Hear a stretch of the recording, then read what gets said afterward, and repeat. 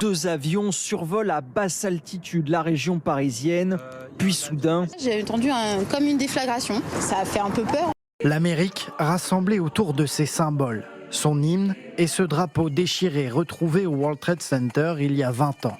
Le gros porteur gris n'est pas un avion civil mais militaire, escorté par un Rafale. À son bord, le Premier ministre Jean Castex et la ministre des Armées Florence Parly, comme l'explique Matignon. Jean Castex a participé à un exercice de ravitaillement en vol de 2 Rafales à bord d'un A330 MRTT qu'il a ensuite ramené à Villacoublay. Et pour faire de nos espoirs la réalité de nos vies, j'ai décidé d'être candidate à la présidence de la République française.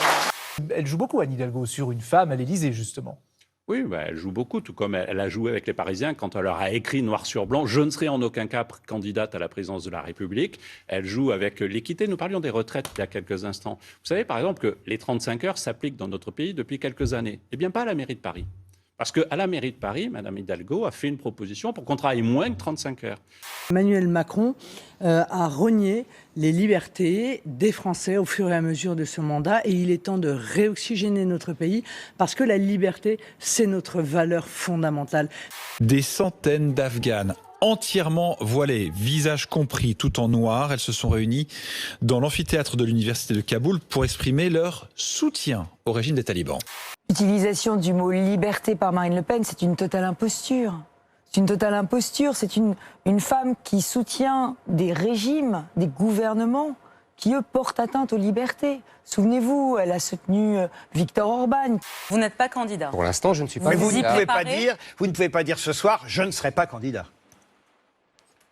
Non, je ne le dirai pas ce soir. Je dis que quand je déciderai, je le dirai. Ça veut dire que vous réfléchissez encore ? Exactement. Rabaisser les femmes, avoir un discours misogyne, c'est pas possible pour moi. Et d'ailleurs, il y a un paradoxe, Zemmour. Un paradoxe Zemmour.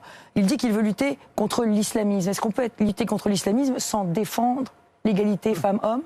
Monsieur Zemmour, aujourd'hui, il a des tribunes médiatiques et très peu de contradicteurs et qu'il serait donc peut-être le temps de lui apporter la contradiction. J'ai vu que Jean-Luc Mélenchon lui avait proposé de le faire. Très franchement, moi j'appelle de mes voeux à ce qu'un débat de ce type puisse exister.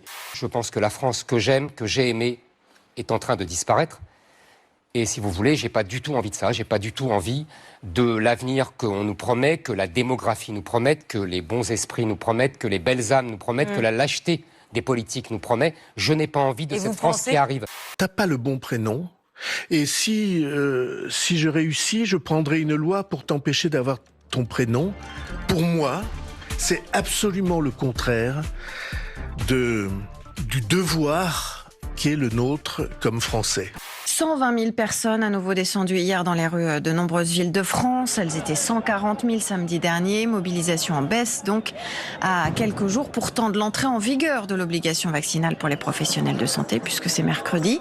Il est des batailles qu'on n'a pas le droit de perdre. Amis nationaux, l'élection présidentielle de 2022 est de celle-là. Et parce que nous n'avons pas le droit de la perdre, nous allons la gagner. Marine Le Pen ne gagnera jamais. Pourquoi ? D'ailleurs, tous les gens au Front National le savent. Pourquoi ? Mais parce que tout simplement, vous avez vu son débat il y a 4 ans. Elle n'a pas progressé Face à depuis Emmanuel Macron. Non, je ne trouve pas qu'elle ait progressé. Éric Zemmour fait partie de ceux qui croient en la France. Nous avons des divergences, c'est sûr, mais je pense qu'on gagne dans l'union et pas dans la division. Donc je ne le traiterai jamais comme un adversaire et je pense qu'il devrait réserver ses attaques à Emmanuel Macron.